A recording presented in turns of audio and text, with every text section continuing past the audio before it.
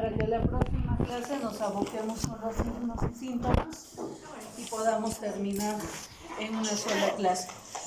Hoy día vamos a hablar sobre síndromes gastrointestinales. El primer síndrome que vamos a tocar es dispepsia. Ustedes dirán que es dispepsia, ¿no? Dispepsia es un conjunto de síntomas gastrointestinales que no necesariamente van a tener un origen gastrointestinal, sino que pueden tener origen extragastrointestinal con repercusión en el aparato digestivo. Recuerden cuando hicimos historia clínica, les dije, va a haber síntomas propiamente relacionados al tubo digestivo, pero va a haber también síntomas de enfermedades sistémicas que van a tener repercusión en el tubo digestivo. Entonces, cuando hablamos de dispepsia, no solamente me refiero a estómago, a gastritis, a úlceras, sino también me refiero a otro tipo de patologías fuera del tubo digestivo, pero que van a tener repercusión en el tubo digestivo. Y de eso trata dispepsia, es un síndrome. Un síndrome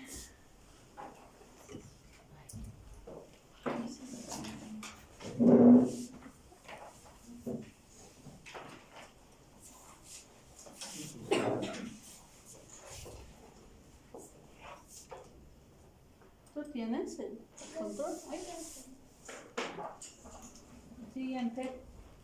Siguiente.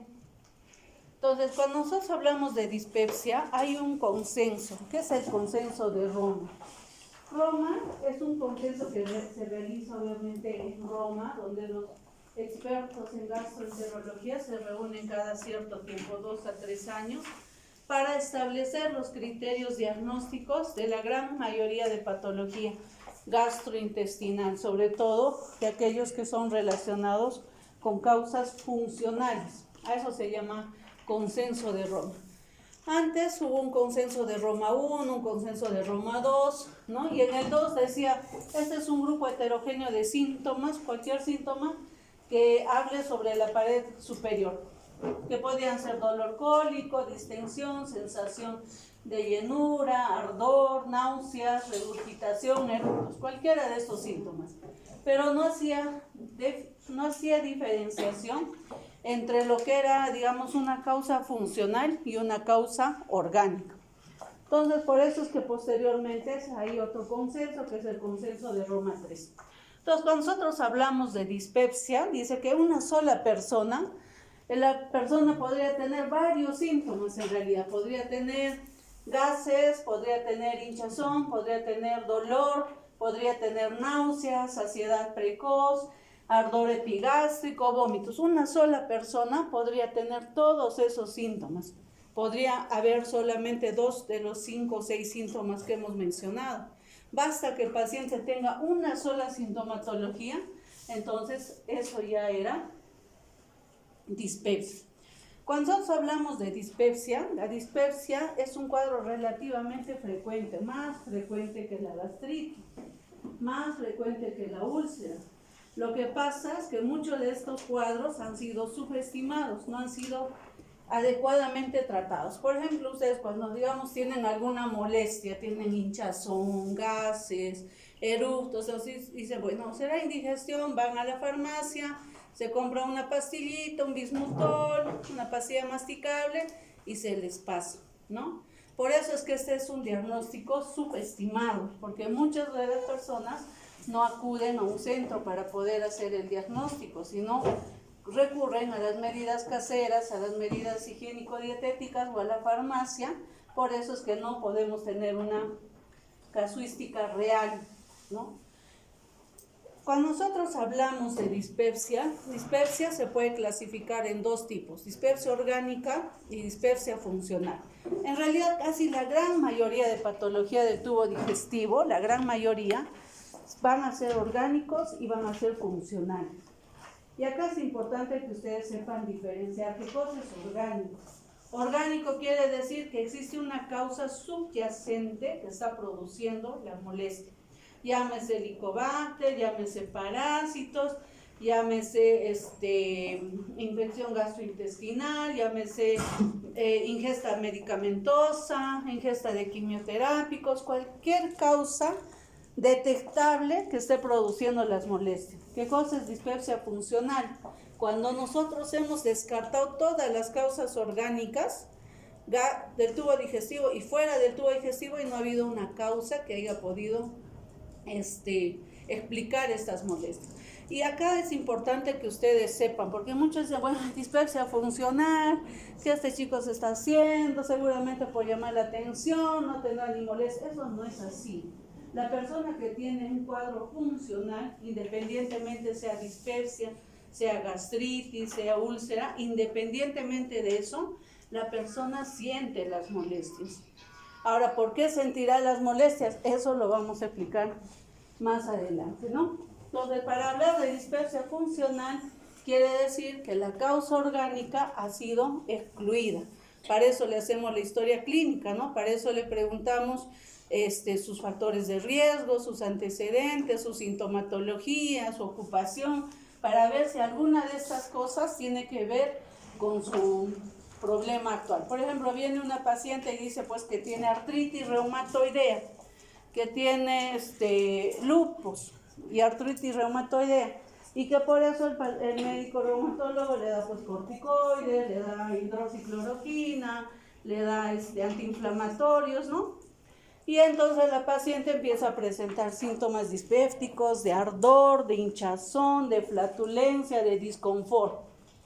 Entonces yo diré, a ver, ¿esto será orgánico o será funcional?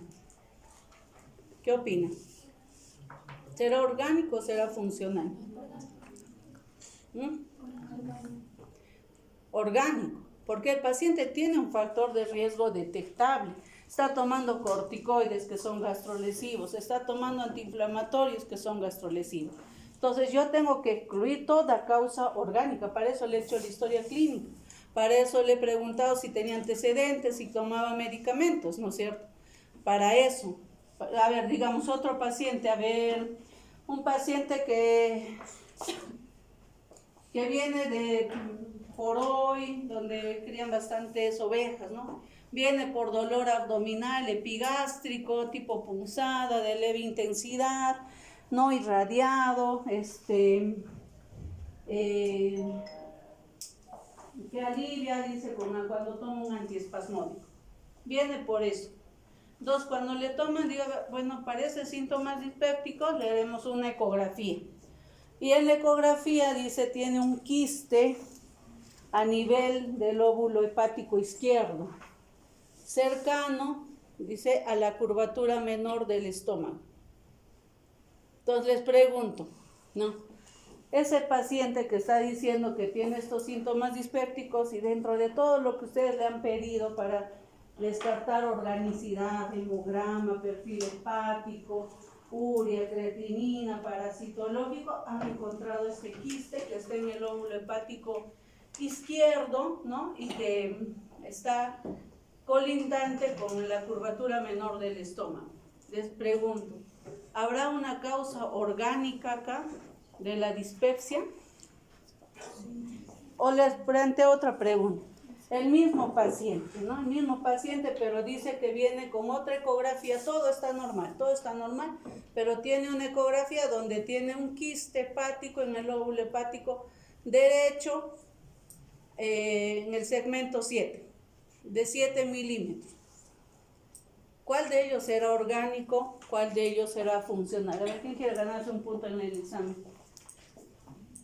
Que levante la mano. ¿Quién será orgánico? ¿Quién será funcional? O los dos son orgánicos y los dos son funcionales. ¿Sabes? Por favor, de la que intervenga. Porque está... No te escuché. Creo que el primer caso podría ser orgánico porque es una causa subyacente para que se pueda dar por la localización del quiste. En cambio, en el segundo caso creo que no sería orgánico, sería funcional. ¿Y el segundo? El segundo... orgánico, no, funcional. En el primer caso dice, ¿no? Claro, está bien, el primero es orgánico, porque dice que el quiste está en el lóbulo hepático izquierdo y está comprimiendo la curvatura menor del estómago. Eso podría explicar su molestia, porque ella no está diciendo que tiene ardor, tiene un dolor tipo punzón, intermitente en el epigastro, no irradiado, que calma con algún antiespasmódico. Todas las vísceras van a calmar con antiespasmódico, dependiendo de la intensidad del dolor. En cambio, ese quiste está acá, cerca del estómago, ¿no? En cambio, el otro quiste, dice, es un paciente que tiene los mismos síntomas, pero por acá tiene un quiste pequeñito de 5 milímetros. O sea, eso ni cosquillas le está haciendo, eso es un hallazgo casual de la ecografía. Entonces, ¿a dónde quiero llegar? Cuando vienen los pacientes, tenemos que nosotros ver realmente si lo que nosotros estamos encontrando es la causa de su dolor. Yo no le puedo decir al paciente que viene con dolor, con molestias, y tiene un quiste de 5 milímetros en el segmento 8 del hígado que no hace contacto con nada, no le voy a decir pues esto es la causa de su dolor, porque no lo es. Entonces tendré que buscar o le diré, pues esto parece ser funcional. ¿Y por qué es funcional? No, como le dije, no es que el paciente se haya inventado o que quiera llamar la atención. Es que ese dolor está explicado porque hay una estimulación en su sistema nervioso, en su marcapaso gástrico, por algún motivo, ¿no? Entonces, eso es lo que pasa. Siempre hay que buscar causas orgánicas. ¿Qué causas orgánicas podemos encontrar? Gastrointestinales, diarreas, úlceras, reflujo, gastroparesias, parasitosis, colon irritable. Fármacos, cualquier tipo de fármaco, empezando en orden de importancia, los AINES, ¿no? Son los que más alteran el estómago, los corticoides y los antibióticos. Las vitaminas, pastillas para la presión, excepto la aspirina, pastillas para la tiroides, no son gastrolesivos. O sea, no todo medicamento va a producir gastrolesividad. Hay medicamentos que en mayor grado van a producir gastrolesividad. El alcohol, los AINES, los corticoides, el hierro. Le decía a la paciente que tomaba hidroxicloroquina derivado de la quinidina, también que pueden producir síntomas gástricos.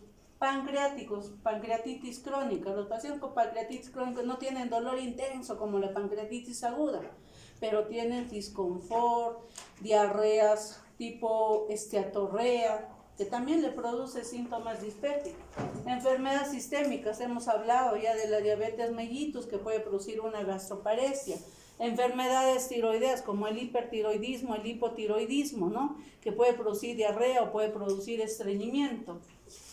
Insuficiencia suprarrenal, enfermedades renales. Los pacientes con insuficiencia renal, también el embarazo es una de las causas orgánicas. Entonces, cuando nosotros hablamos de dispepsia funcional, quiere decir que hemos descartado todas las causas orgánicas y hemos encontrado que esto es funcional, ¿no? Para eso yo debo haber hecho una buena historia clínica y haber descartado las causas orgánicas. Dice, solo en un 40% de los pacientes se logra identificar la causa. ¿Qué quiere decir? Que el 60% de los pacientes que acuden a consulta tienen dispepsia funcional, ¿no? Entonces es importante descartar. Ahora muchos pacientes dicen, seguramente tienes Helicobacter, que lo vamos a ver ahorita.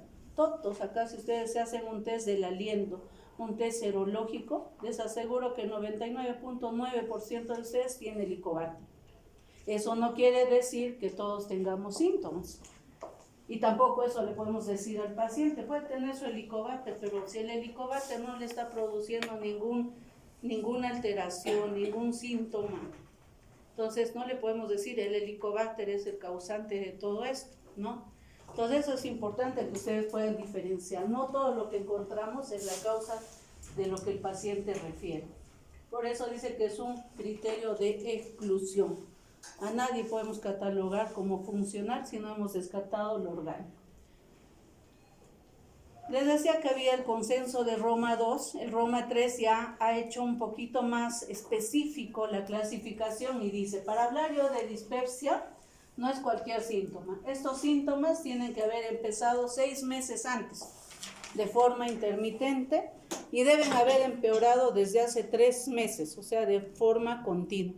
Cuando llega a la consulta más de 3 meses ya debe estar con síntomas de forma continua. ¿A qué síntomas me refiero? plenitud postprandial, saciedad precoz, dolor epigástrico, ardor epigástrico. Y el Roma también clasifica la dispepsia. Clasifica en síndrome de dolor epigástrico y síndrome de distrés postprandial. Esos son los dos grandes síndromes.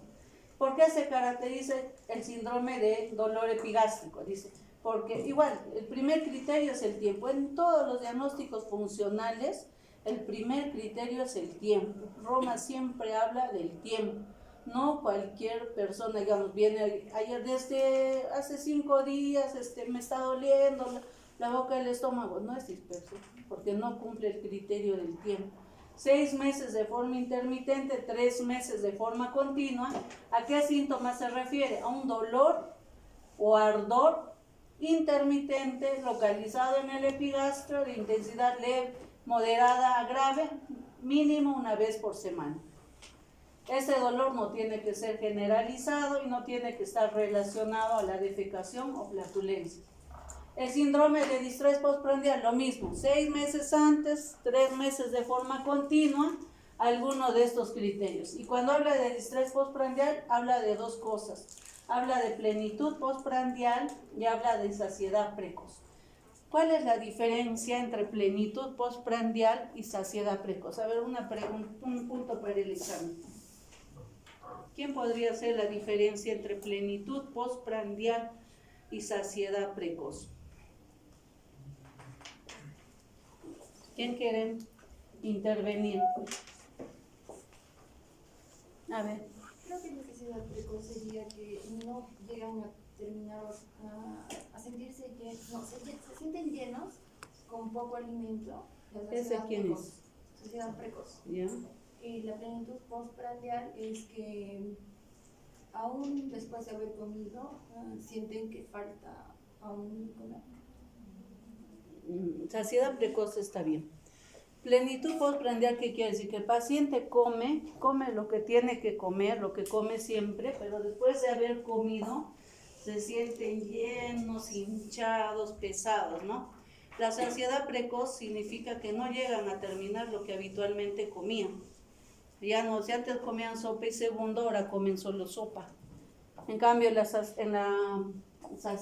plenitud postprandial, el paciente come la sopa y segundo, pero está así hasta acá, ¿no? Que quiere vomitar, pero llega a comer. Entonces, esa es la diferencia. Dice, plenitud postprandial, aparición siguiente a una comida convencional. Saciedad precoz, evita terminar una comida regular. Entonces, le decía, ¿por qué será esto, no? ¿Por qué paciente dice que se siente hinchado, pesado? Hemos buscado helicobacter, no hay helicobacter, hemos buscado parásitos, no hay parásitos, hemos visto el hígado está bien, hemos visto el páncreas, todo está bien. Entonces digo, no es orgánico, porque tampoco tiene signos de alarma, ¿no? En dispepsia tienes que excluir los signos de alarma. Si el paciente tiene algún síntoma de alarma, baja de peso, de más del 10% de su peso corporal, sangrado gastrointestinal, eso ya no es dispepsia, eso ya dejó de ser dispepsia. Entonces no debe haber síntomas de alarma. Entonces ya hemos excluido las causas orgánicas, ahora digo esto es funcional. Y en la funcional digo, ¿hay dolor epigástrico o hay distrés postprandial? ¿No? Si hay dolor epigástrico, es una dispepsia funcional. Si hay distrés postprandial, también es dispepsia funcional. ¿Y por qué? ¿A qué se deberá esto, no? Si no he encontrado causa orgánica. Dice, hay varios mecanismos que pueden estimular esta dispepsia funcional y explicar los síntomas, porque los síntomas existen, los síntomas están presentes, solo que no hemos encontrado la causa de esos síntomas. Dice, alteraciones en la motilidad gastrointestinal. Nosotros cuando hablamos de dispepsia y hablamos en una alteración de la motilidad gastrointestinal, hablamos del marcapaso gástrico.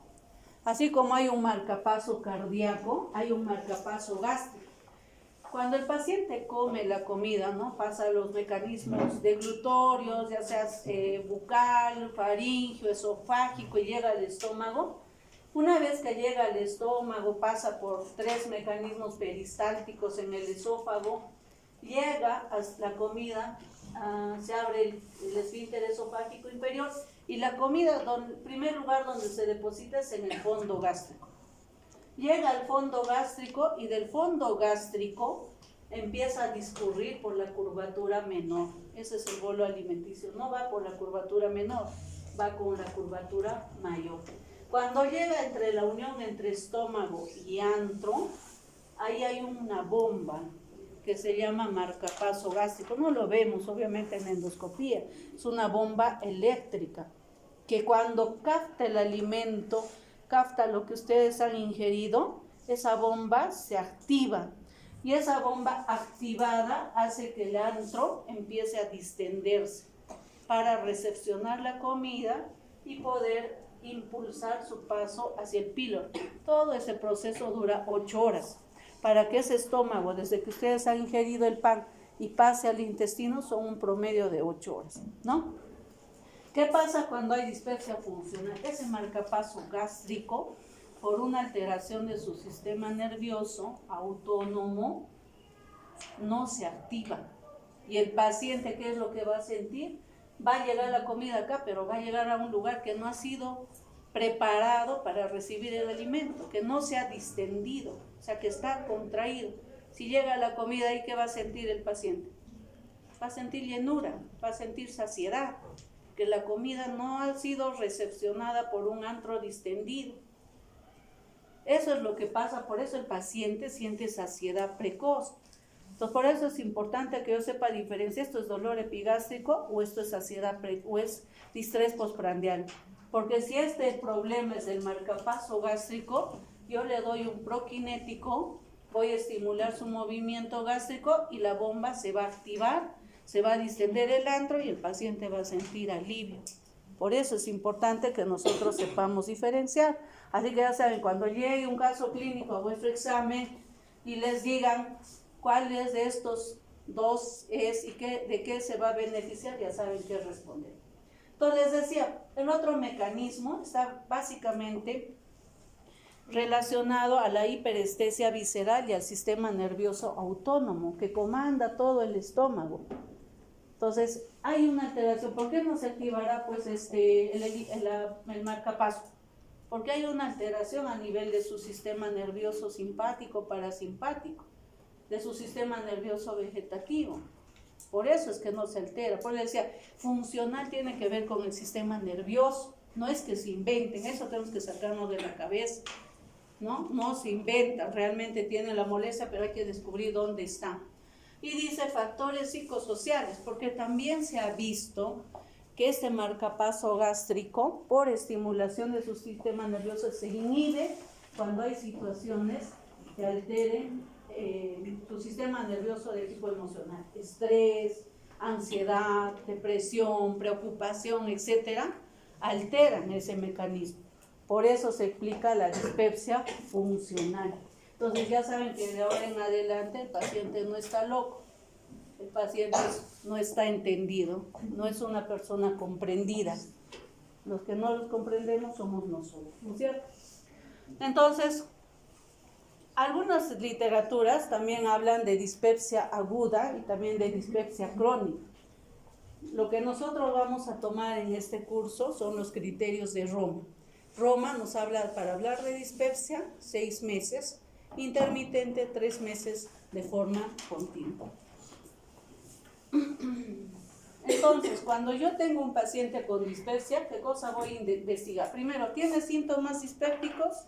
A ver, si tiene síntomas dispépticos, tiene saciedad precoz, llenura precoz, dolor epigástrico, distensión abdominal, ardor epigástrico, tiene síntomas dispépticos, ya. Ahora voy a determinar, ¿cumple el criterio del tiempo? ¿Hace 6 meses, 3 meses? Sí, cumple el criterio del tiempo. Entonces voy a clasificar. ¿Esta dispepsia es orgánica o es funcional? Para ser orgánico, yo tendré pues que decirle, bueno señor, vamos a hacer estudios de, no sé, voy a ver parásitos, ¿no? Voy a ver si hay comorbilidades de fondo, de repente es diabético y su glucosa está descompensada, de repente tiene problemas tiroideos y su tiroides no está siendo tratada, etcétera, etcétera. Voy a buscar la causa orgánica, ¿ya? He buscado causa orgánica y no he encontrado nada, entonces yo diré, esto no es orgánico, esto es funcional. Y de esta dispepsia funcional yo diré, ¿es de dolor epigástrico o es de distrés postprandial? ¿No? Ya hemos visto los criterios de distrés postprandial y los criterios de dolor epigástrico. ¿Y para qué voy a hacer esto? Para ver qué cosa le voy a dar a ese paciente, dónde radica su problema. Acá cuando hablamos de dispepsia funcional, lo más importante, más que esto, lo más importante es que el paciente recupere su autoconfianza y mejore sus estilos de vida. Parece fácil, pero es lo más difícil. Los que están rotando 20, los pacientes que tienen dispepsia funcional, bien difíciles que entiendan. Hay pacientes que sí son conscientes, pero hay pacientes que bien difícilmente van a entender que esto no es una causa tratable, ¿no? Que va a depender mucho de la persona, y si no, la persona no es consciente de asumir esto, va a depender mucho de una terapia psicológica. Esto que parece tan fácil, no es tan fácil, es lo más difícil. Lo más fácil es darle pastilla al paciente, eso es lo más fácil, pero eso no le va a ayudar mucho. El segundo paso es farmacoterapia. Dice, si el paciente, usted ha dicho, este es un síndrome de dolor epigástrico, entonces, si le doy prokinético no le va a ayudar. Le puedo ayudar a dosis mínimas con agentes antisecretores, que pueden ser inhibidores de bomba de protones. Puede ser omeprazol, esomeprazol. Si el paciente es un paciente de distrés postprandial, ya hemos visto que el problema está en el marcapaso, o sea, yo si le doy un omeprazol no le va a ayudar. Lo que le voy a dar es un prokinético. ¿Para qué? Para estimular su bomba, su marcapaso, y pueda facilitar el vaciamiento gástrico. Terapia psicológica, hay medicamentos ya en la actualidad que vienen incluso con terapia farmacológica antidepresiva. Hay medicamentos dentro de la molécula, ya tienen fragmentos o porciones de antidepresivos para los pacientes con dispepsia funcional. Entonces, esto es bastante importante, porque como ustedes han visto, dispepsia es un síndrome grande. Y dentro de ese síndrome hay muchas causas que nosotros tenemos que descartar. Entonces, dentro de esas causas de dispepsia orgánica,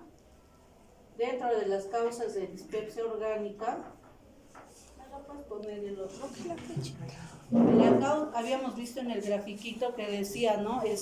Motilidad intestinal, sistema autónomo, sistema neurovegetativo, factores psicosociales, y había un ítem ahí chiquitito que decía Helicobacter pylori con signos de interrogación, decía, ¿no?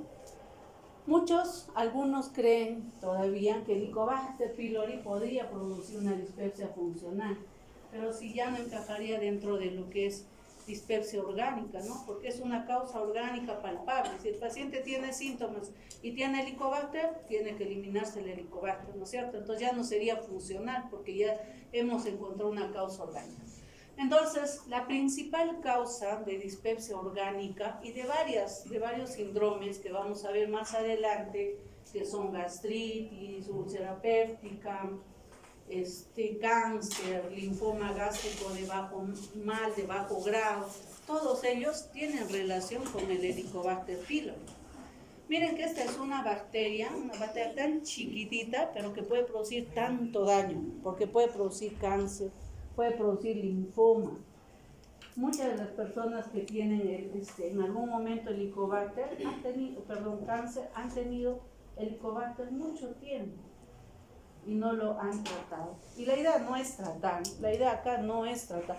No les quiero enseñar Helicobacter para decir cuál es el tratamiento y qué debemos hacer. Les quiero enseñar Helicobacter para decirles que la prevención es muy importante. Que para la prevención ustedes no necesitan ni un sol, para el tratamiento necesitan millones. Entonces, acá la importancia de esta bacteria es conocer cuál es su virulencia, qué cosa puede producir y cómo lo debemos nosotros prevenir. Tampoco nos vamos a psicosear, ¿no? Porque hay pacientes que llega a la consulta y ya no se quieren juntar con nadie, y se aíslan, ya nadie quiere que lo toque, no quieren usar el mismo utensilio, peor si van a un restaurante, eso no es la idea tampoco. Helicobacter tiene sus formas de transmisión. Entonces, esta bacteria más o menos ha sido descubierta ya bastantes años atrás, y estos dos investigadores son los que descubrieron la bacteria. ¿Y cómo la descubrieron? Marshall y Warren. ¿Cómo lo han descubierto? Dice, antes, un poquito de historia, antes las endoscopias, ¿cómo las hacían? ¿No? Las hacían sentadas, no echadas. Los equipos de endoscopia eran bastante gruesos, como los de colonoscopia en la actualidad, ¿no? Gruesos, sentados, el paciente estaba sentado en una silla, alguien le agarraba las manos hacia atrás y metía el tubo. Era bastante traumático, así que no se hacía endoscopia a todo el mundo, no se hacía a los que tenían pues ya factores de riesgo.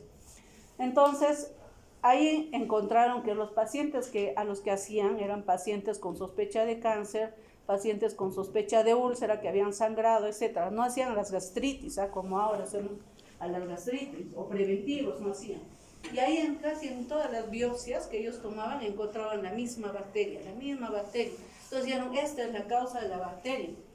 Pero al inicio dijeron, pues como no conocían al Helicobacter, dijeron, no, esto pertenece al Campylobacter. Inicialmente fue clasificado como un Campylobacter yeyúnico.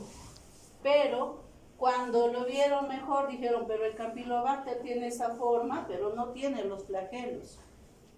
Dije, pero entonces ya no será pues Campylobacter, y empiezan a tener otro género que es el Helicobacter. Así es como se descubrió el Helicobacter en ese momento, ¿no? Entonces vieron que esta bacteria tenía características muy particulares. Primero que era bien chiquitita, bien 2 a 3 micras, solamente por microscopía se podía determinar. Luego determinaron que tenía una enzima, esta es la enzima más importante de la bacteria. Tenía una enzima ureasa. ¿Qué hacía esta enzima ureasa? Que toda la urea que venía con el alimento o que estaba dentro del estómago, porque la capa de moco tiene urea, lo desdoblaba y lo convertía en amoníaco y CO2. Y al convertir en amoníaco CO2, todo lo que estaba a su alrededor se alcalinizaba. Eso era su forma de protección, porque ellos si vivirían en un medio ácido se quemarían pues con el ácido, ¿no? Como la gran mayoría de bacterias que llegan a nuestro estómago. Pero no, ellos al tener esta actividad ureasa positiva, entonces alcalinizaba todo alrededor y nadie le podía hacer daño. Tenían su propia enzima respiratoria, o sea, no necesitaban del estómago para poder respirar y vivir. Solitos con su enzima respiratoria, alcalinizando su medio, podían sobrevivir. Entonces era una bacteria bastante agresiva. Esta bacteria es ampliamente distribuida en todo el mundo. Antes se decía que los países desarrollados no tenían mucha incidencia de bacteria, que su prevalencia de bacteria era el 50%. Ahora los países desarrollados viven de la comida chatarra, viven comiendo en la calle, entonces su prevalencia ya no es la del 50%, sino 70-80%. Miren, decían pues que Estados Unidos, etcétera, tenían prevalencia del 30-40%. Ahora no es así, porque la bacteria está en el alimento. Y si tú comes, pues comer chatarra, expuesta al medio ambiente, no sabemos en qué condiciones preparada, obviamente va a haber bacterias.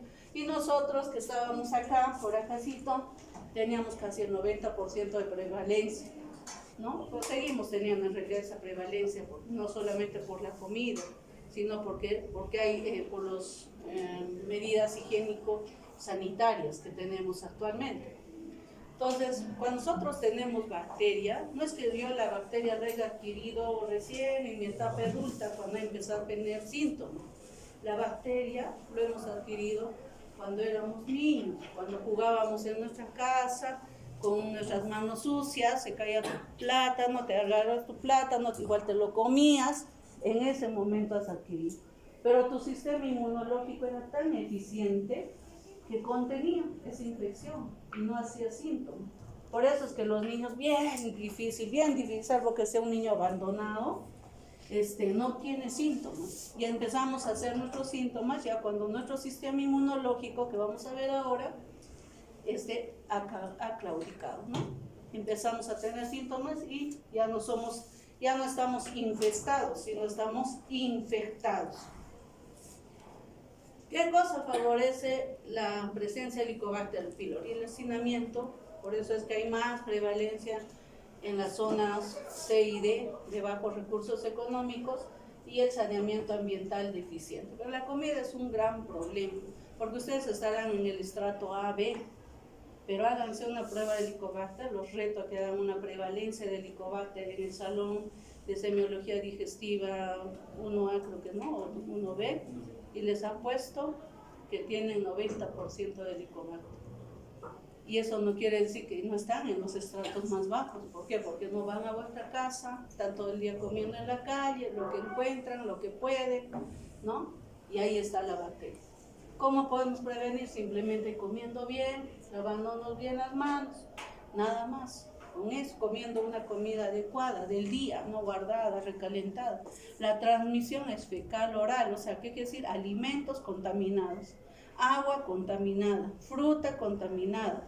Esa es la forma de transmisión del Helicobacter pylori, ¿no es cierto? No hay transmisión por agarrarnos la mano, no hay transmisión por besarnos, no hay transmisión porque nos hemos prestado la cuchara, el cepillo, etcétera, etcétera, etcétera, o porque dormimos juntos, o porque nos abrazamos. No hay transmisión. La transmisión es fecal oral, porque esta bacteria, para que pueda llegar al estómago, tiene que pasar varias barreras, y en la boca nomás tenemos un montón de enzimas salivales que van a destruir la gran mayoría de bacterias que llegan con el alimento. Entonces, para que esa bacteria pueda llegar a tu estómago, va a tener pues que va a ir pasear todo eso, ¿no? ¿Cómo nos vamos a prevenir? Comiendo, lavándonos bien las manos, comiendo buenos alimentos, agua de origen seguro. Ahora vamos a ver cómo es que esta bacteria produce daño. Miren esta bacteria, les había dicho, lo más importante es que tiene actividad ureasa positiva, ¿no? Ese es su principal mecanismo y sus flagelos. Si esta bacteria no tuviera flagelo, no tuviera actividad ureasa, no haría infección. ¿Ya es las 3? ¿Sí? ¿Cuántas? ¿3 y 10? ¿Qué haces? Sí, falta, ¿no? Sí.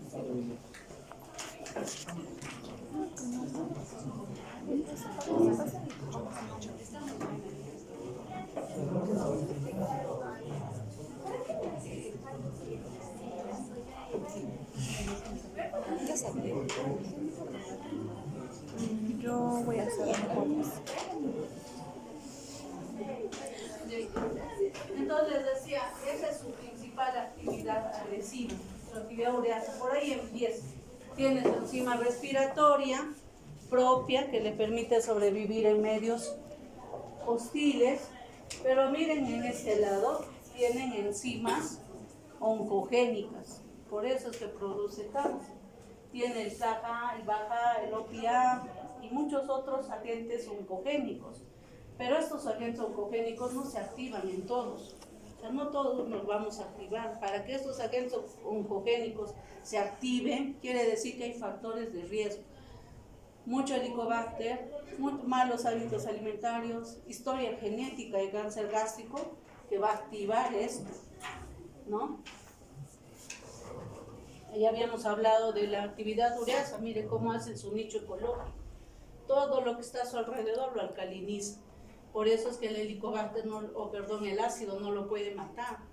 ¿Qué hace el CAHA, el BAHA, el OPA? Estimula nuestro sistema inmunológico a través de las interleuquinas 6-8. Hace que nuestro sistema inmunológico, polimorfonucleares, linfomononucleares, salgan a defenderse el organismo frente a esta bacteria, pero ese estímulo es un estímulo muy desordenado, muy agresivo, en lejos de producir erradicación de la bacteria, produce un desorden inmunológico e inicio de un proceso oncológico.